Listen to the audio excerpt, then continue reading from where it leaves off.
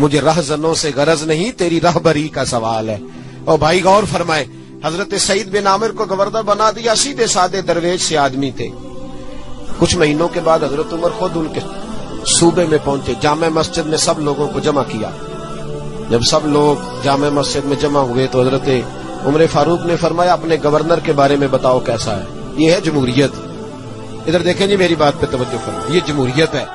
Governor سامنے کھڑے، فرمایا بتاؤ گورنر کیسا ہے؟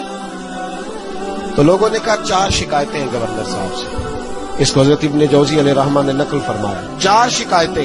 کون سی؟ کا پہلی شکایت یہ ہے کہ گورنر صاحب جب شروع میں گورنر آئے تھے تو فجر کی نماز کے بعد ہی لوگوں کی بات سننے لگتے تھے، اب نماز پڑھ کے گھر جاتے ہیں، 9-10 بجے واپس آتے ہیں۔ دوسری شکایت یہ ہے کہ ہفتے میں 1 دن ملتے نہیں۔ تیسری شکایت ہے صرف دن کو ملتے ہیں، رات کو نہیں ملتے۔ اور چوتھی شکایت یہ ہے کہ کبھی کبھی رونے لگتے ہیں اور بے ہوش ہی ہو جاتے ہیں۔ آپ نے عجیب دیوانہ گورنر بنا دی۔ حضرت عمر نے حضرت سعید بن عامر کی طرف، بول بھئی تیری شکایات ہیں۔ جناب سعید بن عامر کہنے لگے حضور میرا راز نہ ہی کھلتا تو اچھا تھا، اگر آپ نے کہا ہے تو کہہ دیتا ہوں، بتائیے۔ فرمایا تیری پہلی شکایت ہے کہ تو فجر کے بعد گھر جاتا ہے، 9-10 بجے آتا ہے۔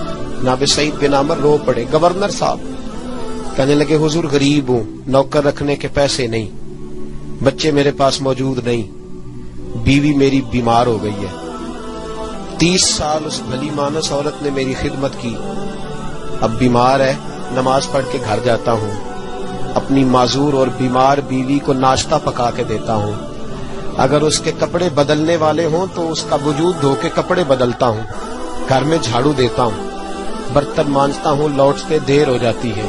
کہتے ہیں حضرت عمر پہلے جواب پہ سختہ کاری ہو گیا، کہ تیری دوسری شکایت یہ ہے کہ ہفتے میں 1 دن ملتے نہیں۔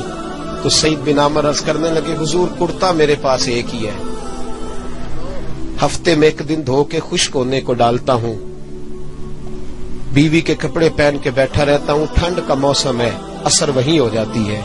کہتے ہم لوگوں کی آنکھوں میں آنسو چمکنے لگے۔ کہا تیری تیسری شکایت یہ ہے کہ تو دن کو ملتا ہے، رات کو نہیں ملتا۔ تو رونے لگے، داڑھی ہاتھ سے پکڑ لی، کہنے لگے حضور دیکھیں کوئی بال کالا تو نہیں نا، ساری سفید ہو گئی ہے، پتہ نہیں رب کریم کب بلا لے گا۔ دن مخلوق کے لیے رکھا ہے، رات اپنے رب کے لیے رکھی ہوئی ہے۔ میں ساری رات اسے مناتا ہوں کہ مولا یہاں پردے رکھے ہیں تو وہاں بھی میرے پردے ہی رکھنا، اے اللہ یہاں تو نے وقار دیا ہے تو وہاں بھی وقار ہی دینا۔ اور کہا کبھی کبھی روتے ہو اور بے ہوشی ہو جاتے ہو؟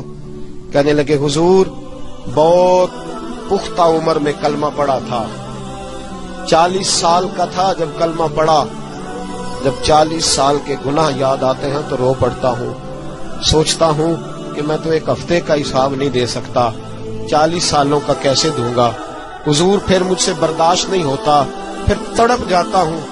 جب چاروں باتیں کہیں تو پھر رونے لگے، کہنے لگے حضور اب میری سزا کا بھی اعلان کر دیں، اب میرے پردے کھلے تو سزا کی بات بھی کریں۔ حضرت عمر نے ہاتھ اٹھائے اور کہا اے اللہ میرے محبوب کی امت کو کچھ ایسے گورنر اور بھی عطا فرما۔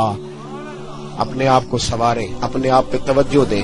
بڑا ہو گیا خوابوں کی دنیا میں زندہ رہنا اور لفظوں اور جملوں کی اوٹ میں چھپ کے اپنے آپ کو مطمئن کرنا۔ اب ذرا عمل کی دروازے کی طرف بھی اپنے قدم بڑھائیں اور کچھ کام ایسے بھی کریں جو ہمارا اور ہمارے رب کا راز ہو، اور صبح قیامت وہ ہمارا خزانہ ہمارے کام آئے، ہمیشہ مدحت خیر الانام میں گزرے۔ دعا ہے یہ عمر درود و سلام میں گزرے۔